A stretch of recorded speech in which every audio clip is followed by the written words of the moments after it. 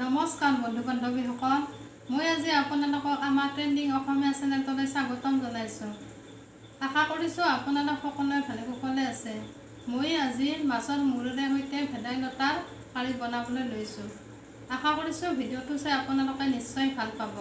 যদি ভাল পায় তেনেহ'লে লাইক কৰিব, শ্বেয়াৰ কৰিব আৰু কমেণ্ট কৰি জনাব কেনেকুৱা হয়।